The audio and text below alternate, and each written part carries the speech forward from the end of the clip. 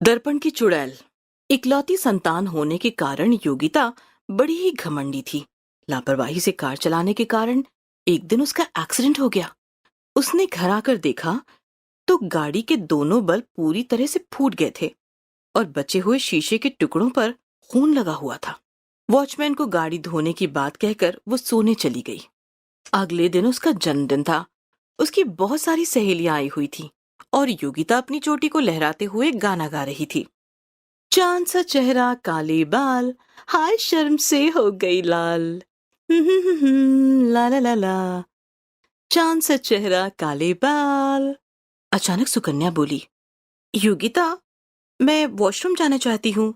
Washroom कहाँ पर है? योगिता ने इशारा कर दिया। सुकन्या जब वॉशरूम में थी तो उसे अजीब सी आवाज आ रही थी, पर उसने उन पर कोई खास ध्यान नहीं दिया और वॉश बेसिन के पास लगे आईने में अपना चेहरा देखने लगी। अचानक उसके माथे पर चोट का निशान उभर आया, जिसमें से खून बह रहा था। वो हैरान हो गई। उसने तुरंत अपने माथे पर हाथ रखा। उसके हाथ में खून लग गया। अचानक उसे आईने में दिखाई दिया कि उसकी नाक से भी खून बह रहा है। वो बुरी तरह से घबरा गई। जब उसने छूकर देखा तो उसकी नाक से भी खून बह रहा था। वो तेजी से भागती हुई बाहर की तरफ चली गई और जोर जोर से चिल्लाने लगी, योगिता, योगिता, मुझे मुझे मुझे क्या हो गया है? मेरी नाक से खून बह रहा है। मेरे माथे पर भी खून बह रहा है। सभी सहेलियां सुकन्या के पास आ गईं। तूने कुछ दिखाई नहीं दिया? सुकन्या बड़ी घबराई हुई लग रही थी और जोर जोर से चिल्ला रही थी। सभी सहेलियां बहुत डर गई थीं। सभी ने कहा, योगिता, काफी देर हो गई है। अब हम सब अपने घर चलते हैं। तुम भी आराम करो। उनकी बात सुनकर योगिता ने घड़ी की तरफ देखा तो शाम के 7 बज रहे थे। योगिता बोली, ठीक है, पार्टी बंद करते हैं, कल कॉलेज में मिलेंगे। सबके जाने के बाद वो कमरे के अंदर आई तो उसके माथे पर भी तेज दर्द हो रहा था। उसने छूकर देखा तो माथे पर से खून निकल रहा था। वो बुरी तरह से घबरा गई और शीशे में देखने की कोशिश करने लगी, पर शीशे में कुछ भी दिखाई नहीं दे रहा था, जबकि खून तेजी से निकलता हुआ उसके कपड़ों पर लग रहा था। वो पूरी तरह से घबरा गई। तभी दरवाजे पर घंटी बजी। उसने दरवाजा खोला तो सामने उसके माता पिता खड़े थे। योगिता सोचने लगी कि उसके चेहरे पर बहता हुआ खून देखकर उसके माता पिता बड़े ही हैरान हो जाएंगे, लेकिन उसके माता पिता बिना कुछ कहे चुपचाप सोने चले गए। योगिता भी सो गई, लेकिन रात को उठकर जब उसने वॉशरूम जाने के बाद वॉश बेसिन के सामने लगे शीशे में देखा तो उसे एक लड़की नजर आने लगी जो जोर जोर से रो रही थी और कह रही थी, तुम्हें तुम्हें खून अच्छा लगता है ना?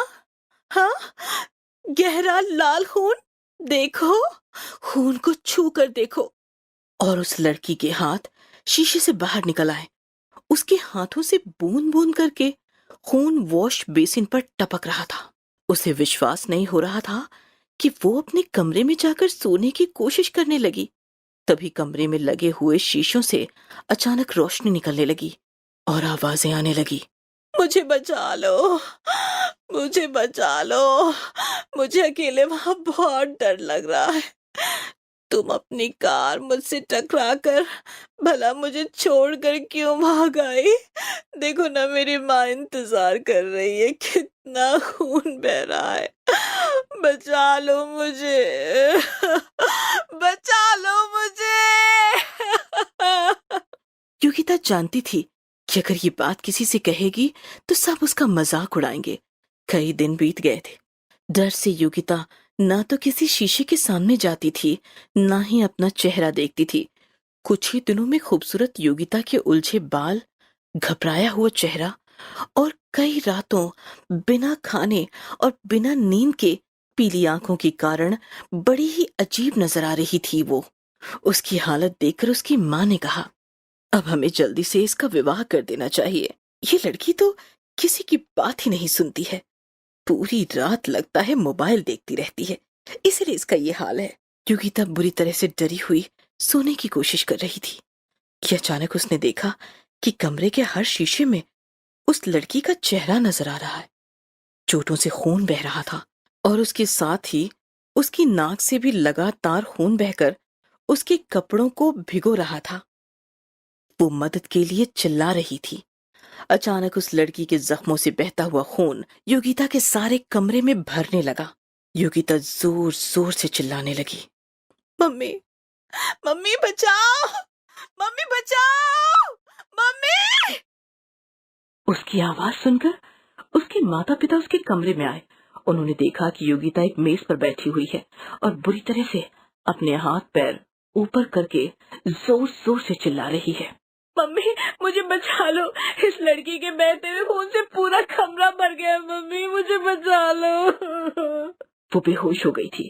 किसी तरह सुबह हुई। सुबह योगिता के घर रमाकांत ज्योतिषी योगिता का रिश्ता लेके आए थे, जो कि तंत्र मंत्र भी जानते थे। घर में पैर रखते ही वो समझ गए कि यहाँ पर कुछ न कुछ गड़बड़ है।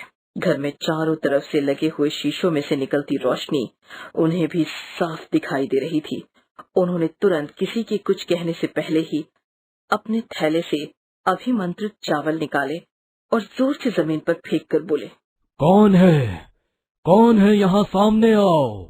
अचानक पूरे घर के शीशों में से निकलने वाली रोशनी एक जगह इकट्ठी हो गई और एक लड़की के आकार में बदलने लगी और बोली, मैं मलिका हूँ। मुश्किल से पैसों का इंतजाम किया और कैंसर से जूझ रही माँ की दवाई लेकर वापस घर आ रही थी तो योगिता ने अपनी लापरवाही के कारण अपनी गाड़ी मेरे साथ टकरा दी और वापस मुड़कर भी नहीं देखा। उस एक्सीडेंट में मुझे गंभीर चोटें लगी। मैं मदद के लिए पुकारती रही, लेकिन गाड़ी नहीं रोकी। इसकी गाड़ी के शीशे मेरे माथे पर लग गए और गहरे जख्मों के कारण मेरी मृत्यु हो गई। मेरे पिताजी मेरे बचपन में ही मर गए थे। दवाई ना मिलने के कारण मेरी माँ भी इस दुनिया में नहीं है और मेरा छोटा भाई पूरी तरह से अनाथ होकर भीख मांगकर अपना गुजारा कर रहा है। इस लड़की ने अपनी खुशी की खातिर मेरे पूरे परिवार का नाश कर दिया है।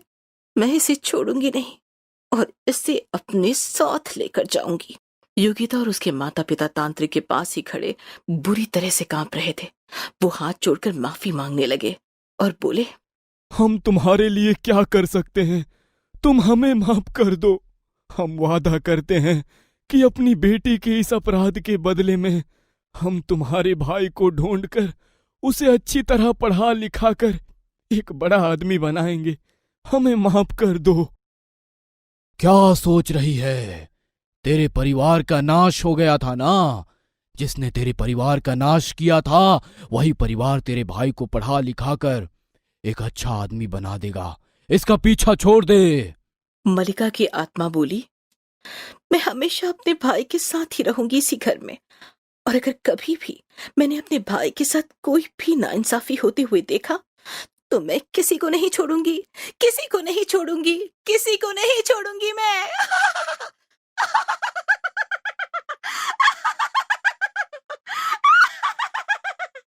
ऐसा कहने के बाद मलिका की आत्मा वहां से चली गई। अगले ही दिन योगिता के माता पिता ने मलिका के भाई का पता लगा लिया और उसे घर ले आए और अपने बेटे की तरह उसका लालन पालन करने लगे।